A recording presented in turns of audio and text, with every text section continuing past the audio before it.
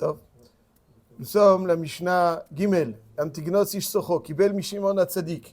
הוא היה אומר, אל תהיו כעבדים המשמשים את הרב על מנת לקבל פרס, אלא יהיו כעבדים המשמשים את הרב שלא על מנת לקבל פרס, ויהי מורא שמיים עליכם. Antignos, homme de Socho. Donc il habitait Socho, c'était l'élève de Shimon HaTzadik.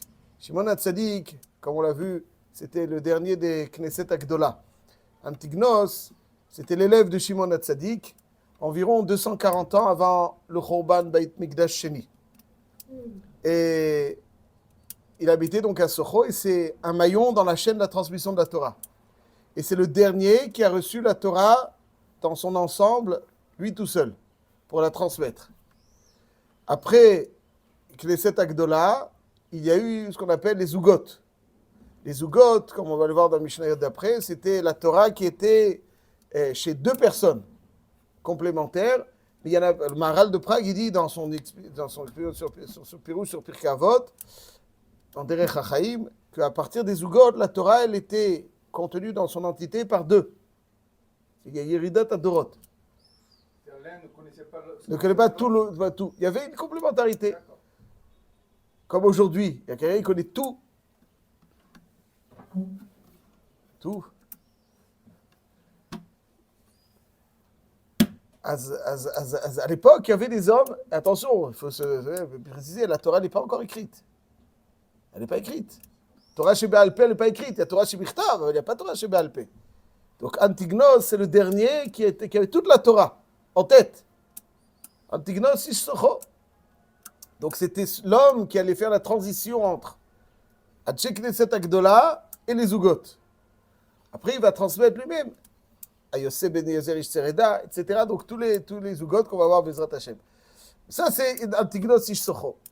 Et il va enseigner un enseignement qu'on va voir tout de suite dans notre Mishnah et qui va finalement être d'une grande importance, mais deux parmi ses élèves vont se dévier. Donc il y aura la naissance, suite à cet enseignement, de deux sectes qui vont terriblement causer du tort au Am Israël. Tzadok et Baïtous. Les Tzdokim et les Baïtousim, c'était les élèves d'Antignos ish socho. Les élèves. Et le maître va leur enseigner donc l'enseignement qui va suivre, et eux vont mal interpréter cet enseignement. Et comme ils vont mal interpréter cet enseignement, ils vont créer des sectes qui vont, tzdokim, qui ne vont pas accepter Torah chez Baal Pé des Chachamim. Chachamim. Et ils vont Torah chez Bichtav. Pourquoi? Antignos, Omer, il avait l'habitude de donner l'enseignement suivant, qu'on va essayer d'expliquer en deux niveaux.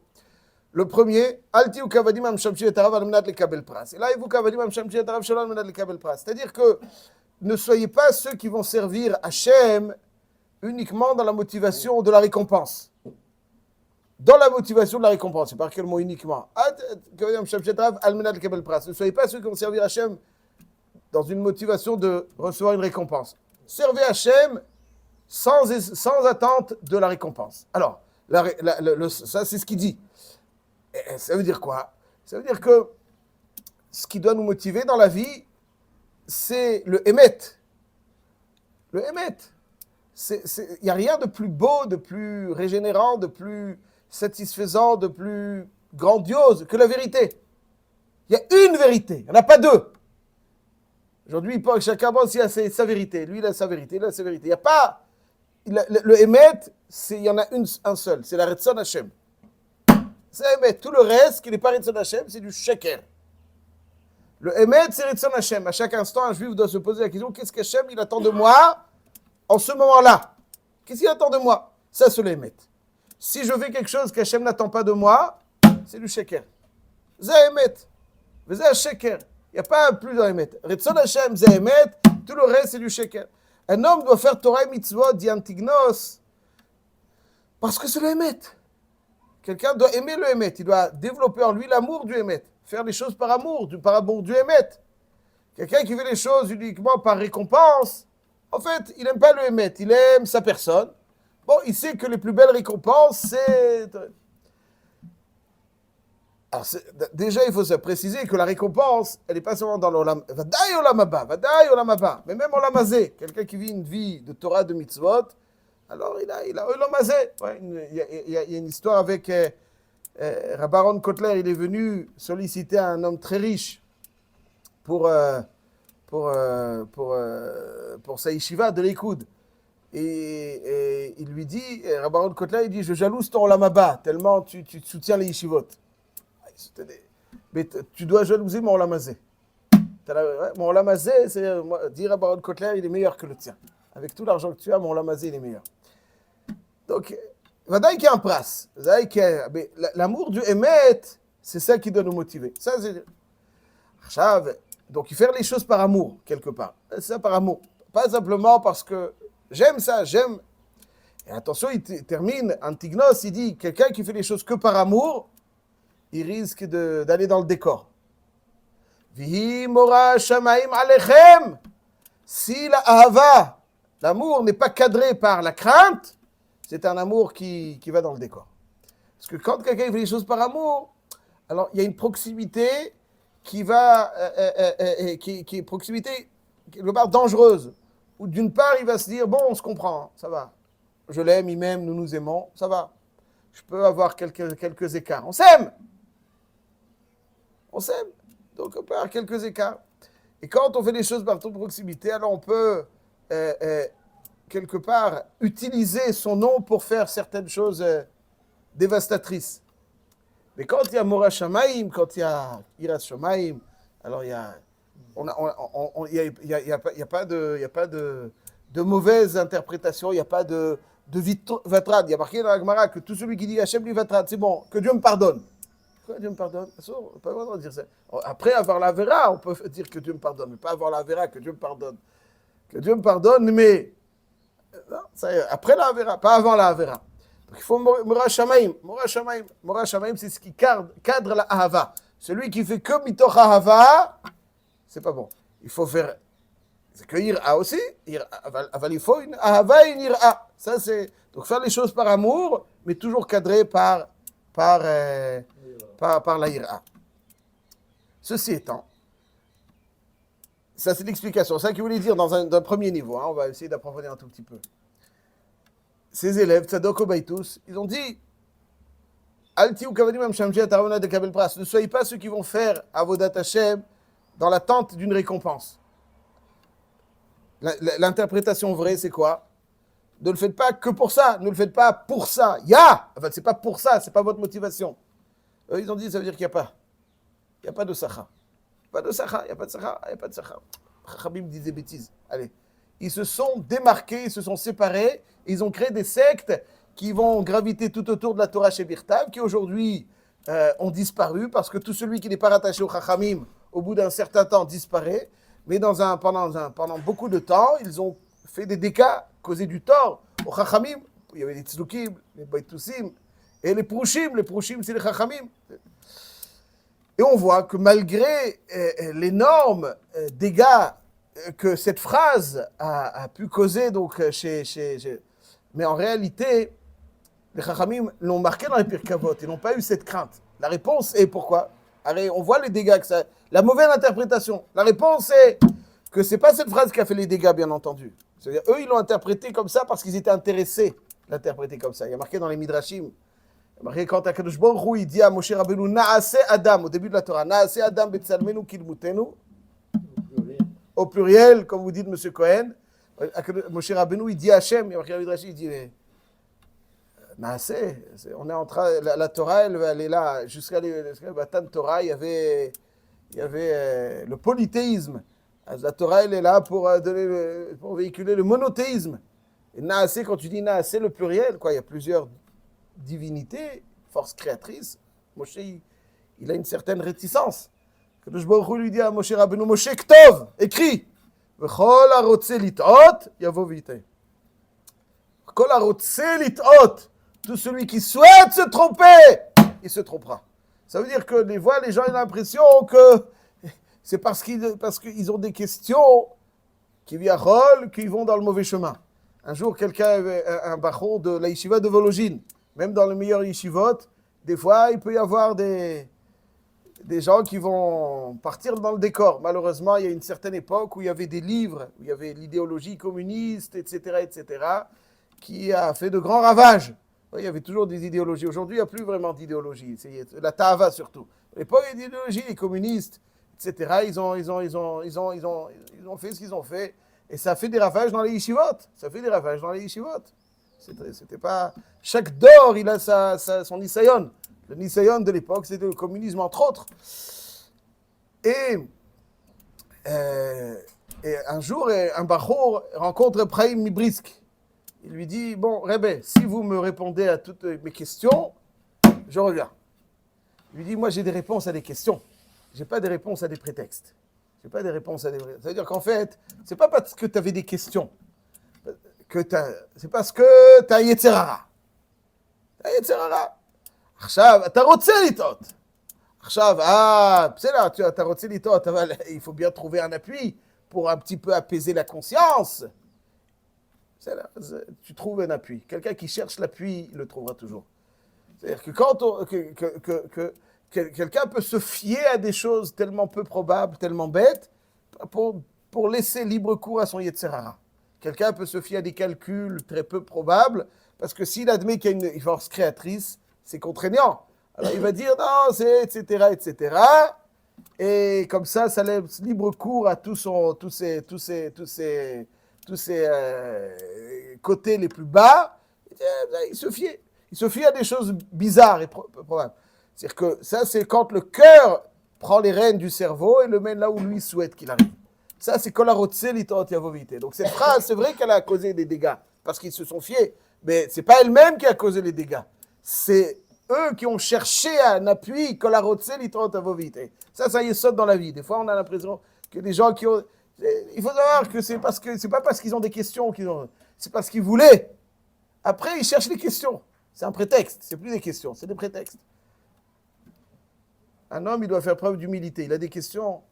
C'est là. Il y a beaucoup de questions. Alors, est-ce que tu crois que parce que tu n'as pas de réponse à quelque chose, il y en a qui, je suis certain, malheureusement, étudient plus un sujet pour investir, avant d'investir 1000 euros, que pour investir leur vie.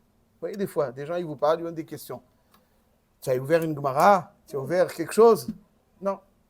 Alors quoi, tu as une question? Et c'est qui t'a posé la question? À ton voisin ou à toi-même? Alors, quand tu vas investir 1000 euros, tu fais une étude, tu consultes des spécialistes pour investir ta vie. Même pas tu es capable de réfléchir un petit peu, d'approfondir le sujet. Chez ceux qui savent un petit peu. Bon, ça c'est Kol harotze, pas Pshat. Pshat c'est Pshat. Pshat ou Rotze litot. Le Yetzerara, il fait... Après, donc comme ça, on se dit, le Yetzerara, bon, là on va trouver... Et puis Tom, tous ceux qui étaient malheureusement des picorsim pendant leur vivant, quelques instants avant leur mort, ça déjà ça change. Pourquoi? Parce qu'il n'y a plus le Kol harotze litot à vos vités. Le Kol harotze litot, il n'y a plus celui qui est le Yetzerara. C'est pour ça que on l'a laissé ça tel quel, même si eux, Tzadok ou Baïtous, ont cherché à trouver en ça un appui, mais c'est le Kol harotze litot à vos vités. Comme Naasé Adam. Ne demande pas son maître, il explique. Parce que quand quelqu'un cherche l'erreur, M. Cohen, inconsciemment, il ne pose pas de questions à ceux à qui il faut les poser. Il pose des questions à ceux à qui il ne faut pas les poser. Il n'approfondit pas, il a une petite question. Inconsciemment. Non, les questions c'est important. Attention. Mais il faut les questions dans une volonté de réponse. Pas une question dans une volonté de finalement. Bon, alors il y a. Bon. Voilà, ça c'est le. Je poursuis encore un petit peu. En fait, le Ephraim Mivolojin, dans son ouvrage Ruach Chaim sur Pirkei Avot, il donne une interprétation très, très belle, profonde. Parce qu'en fait, j'avais toujours une petite gêne dans cette phrase. La phrase de cette Mishnah. Al tiyu ka'avadim amshamshin et arav al menat lekabel pras. Avadim. Pourquoi il ne dit pas plus simplement Al ta'avdu, al tiyu ka'avadim amshamshin. Al tekaymu mitzvot mitoch pras. Al menat lekabel pras. Al tiyu ka'avadim amshamshin et arav. Ne soyez pas des esclaves qui vont servir leur maître. Esclaves qui vont servir. Al teshamshu al menat lekabel pras. Al tiyu ka'avadim. Il semblerait, je crois que le Harugat Abosem, il dit ça, que, en fait, il y a un matzav où oui, il faut chercher le pras. Attention. Ou quelqu'un qui va chercher le pras, c'est bien. Marqué dans la Gemara dans Masechet Sota d'Af Yud Dalet. Quand Moshe Rabbeinu souhaitait rentrer en Eretz Israël, qu'est-ce qu'il dit à Kadosh Baruch Hu à Moshe Rabbeinu? Moshe, klum atam vakesh, ela lekabel sachar, ba'ale ani alecha kilu asitam. Hashem dit à Moshe, pourquoi tu veux tellement entrer en Eretz Israël? Pour être Mikayim mitzvot atluyot ba'aretz, n'est-ce pas? Alors tu veux leur récompense? C'est bon, je te la donne. Comme ça, textuellement. Sota Yud Dalet, 14. Alors c'est ça la motivation de Moshe. Hashem il dit c'est ça. Klum atam vakesh lekabel sachar. Tu veux le sachar? Moshe Rabbeinu il était oved al menat lekabel pras. La réponse est la suivante. Il dit, il dit que, imaginons qu'un enfant reçoit une glace de sa maman. Un grand-papa donne un bonbon à ses petits-enfants. Qui est-ce qui profite plus du bonbon? L'enfant ou le grand-papa? Très bien, donc c'est le contraire. C'est le grand-papa, c'est l'enfant. C'est toi qui es heureux de donner. Qui est-ce qui profite plus de la glace? L'enfant ou le grand-papa? C'est le grand-père. Qui est-ce qui profite plus de glace? La maman ou l'enfant? Pourquoi? Parce que la glace, c'est une glace, ça va. Mais la satisfaction d'offrir une jouissance à ceux qu'on aime, ça dépasse le profit lui-même. Il ne faut jamais dire à une maman qu'on a mal quelque part, parce qu'elle continue à avoir mal, même quand nous, on a oublié déjà le mal. Ouais, c'est-à-dire, elle est toujours comme ça. C'est-à-dire, le tsar qu'elle a, il est plus grand que le nôtre. La simcha qu'elle a, il est toujours plus grand que le nôtre. Quand Hachem, il donne une récompense, c'est une mitzvah. Schar mitzvah, on va le voir, Bezrat Hashem, mitzvah. C'est-à-dire, permettre à Hachem de donner une récompense, c'est une mitzvah. Contraindre Hachem à infliger une punition, c'est une avera. Schar avera, avera. Donc, quand la plus belle satisfaction qu'Hachem a, c'est offrir une récompense. Si je perçois ça et je veux la récompense égoïstement, alti au kavadim Hashem tarav al menat lekabel pras. Mais si je veux le pras, pas parce que je cherche égoïstement, mais parce que je sais que la plus belle satisfaction d'Hachem, c'est de voir son enfant se délecter de sa récompense. Ça, c'est idéal. Si c'est égocentrique, alors je veux moi le sachar. Mais si je cherche la satisfaction d'Hachem, qu'Hachem me le donne à moi à quelqu'un d'autre, c'est la même chose. C'est-à-dire, tu veux du sachar, dit Hachem à Moshe, pour m'offrir toute la satisfaction de te donner du sachar ou de donner à qui que ce soit du sachar. Ce sachar sera donné, cette satisfaction tu l'as obtenue. C'est pour ça que Alti ou Kavadim, le Eved, il veut son paiement, son pras. Ça, Alti ou Kavadim. Aval, que Banim, quand un Ben, il profite de quelque chose et que son père se délecte de son profit, ça oui, on peut être. On peut être almenat le kabel pras, mais pas égoïstement pour lui offrir cette plus belle satisfaction. Ça, c'est la tefila de Hana, comme dit si bien M. Cohen. Là, on peut partir pour 1 heure. Il y a plein de... Bon, on n'a pas 1 heure. Il y a plein de réayot à tout cela, mais ça, c'est le yesod de cette Mishnah.